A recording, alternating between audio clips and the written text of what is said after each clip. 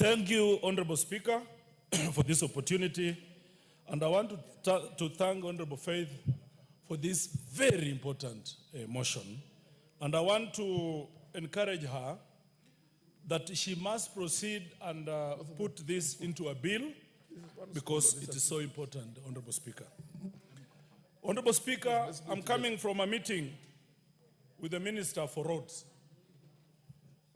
For the first time, I want to commend the government, the appointing authority, that they got it right in the appointment of the Honorable Chirchir as Minister for Roads. Somehow, we can see some light at the end of the tunnel. That man understands Kenya, and that man knows what he's doing. So I start by congratulating the Minister for Roads. He's doing a good job. Two, Honorable Speaker, I want the Honorable Faith to widen her scope in her definition of roads. There are very many constituencies in this country that do not have a single road. So therefore, we should talk about roads, Honorable Speaker. And in our meeting with the minister, he talked about affirmative action.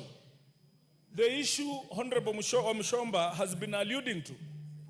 Honorable Speaker, since independence of this country, resources have been skewed to certain areas. Honorable Speaker, and as we start even doing the affirmative action, Honorable Speaker, the people handling the budget are at crossroads because there were so many projects initiated in one region of this country. To be specific, to call a spade, Central Kenya.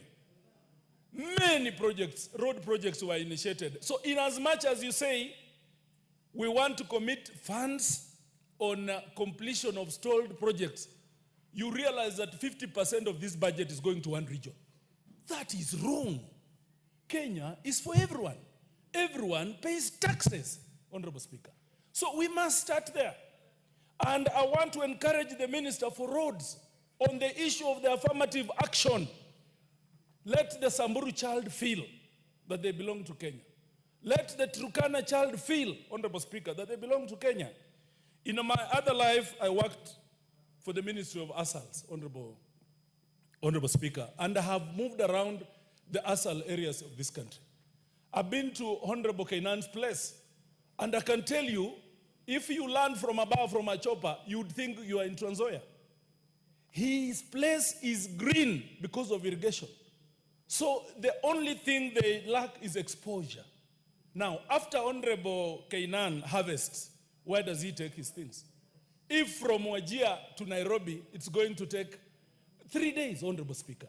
We must open up this country, and we must open up this country for all of us. Honorable Speaker, we want to put our eyes and focus on the Ministry of Roads.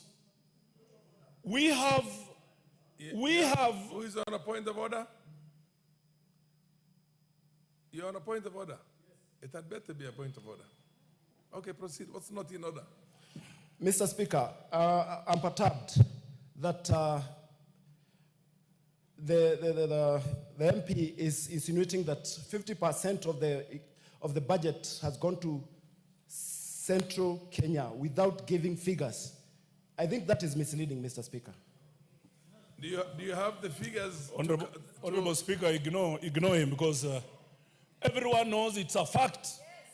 We have something called Mau Mau Roads that now is consuming, then 49% to be specific, 49.651 of this year's budget is going to Central Kenya. Yeah, you must stop being selfish. Point of order? Honorable Speaker, we must put our eyes now on the Ministry of Roads. One, the minister agrees that he has a problem and a challenge in the ministry because those guys, one, they inflate the figures. He was giving as an example of this, the foot bridges that they are supposed to do. They got some donors to support. But when he asked for the figures for these foot bridges, they are inflated to almost 4 times. Honorable Speaker, we have a problem with the Ministry of Roads. It is actually rotten. It is letting us down. A road is built and hardly after 1 month, even before that road is commissioned, it has potholes. How? How were these people cleared, given certificates of completion, Honorable Speaker? We must, as a House, be deliberate about this, and I call upon the chairman for transport to now go and dig deeper, now that the minister himself is acknowledging that there is a lot of corruption in the Ministry of Roads, and we must deal with that, Honorable Speaker. As we talk about these trunk roads, main roads, Honorable Speaker, we must be deliberate as a leadership, as a parliament. There are some roads that decongest these major roads.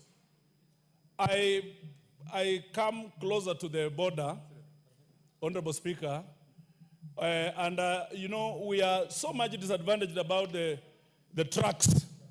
At times they line up to Eldoret. So if we also focus on the interconnecting roads, inter-county roads, Honorable Speaker, and in mind I have a road like Mungatsi, Mianga, Kimaeti, Malakisi. If we concentrate on such roads, we are going to decongest our major roads, which is going to help us, Honorable Speaker. But as even we speak about roads, Honorable Speaker, we must also focus on the railway, because the railway will decongest our roads, Honorable Speaker. We must be deliberate, and we must depoliticize the allocation. We must depoliticize the routing of these railways, Honorable Speaker. The Mzungus came in Kenya, for example, and they put a ruler from Mombasa to Malaba. And they said for economic benefit, if we had a railway from Mombasa to Nairobi, to Eldoret, to Bungoma, and to Malaba, it is economically viable.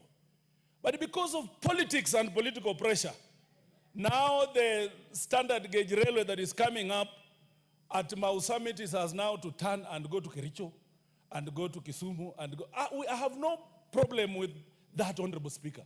But let's also look at the viability and prioritize what is going to add economic value to us, Honorable Speaker. Honorable Speaker, good roads reduce accidents. If we have dual roads in this country, we will have fewer accidents. You look at Thika Road, for example, it is a dual road. And practically, the number of accidents on Thika Road are less and fewer. Honorable Member, Honorable Speaker, protect me from a heckling member. This is our honorable house. Honorable Speaker, there are less accidents on dual Thika Road than there are on our Nairobi Eldoret Malaba Road. That road has become a massacre of human lives, Honorable Speaker. And that is why we support this.